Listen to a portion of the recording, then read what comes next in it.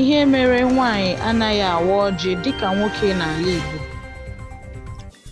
Ọjị dị nsọ. N'omenala Igbo, anaghị arị elu ọjị agha ọjị, nke eji ezu ohi ọjị. Chinua Achebe kwesịrị ike na nke a n'ime akwụkwọ agụmagụ akpọrọ There Was a Country. Ọ sịrị, "Now often there were taboo about picking kola nuts. Traditionally, no one was allowed to pick them from the tree. They were supposed to ripen, fall, and then be collected from the ground, and by men, not women."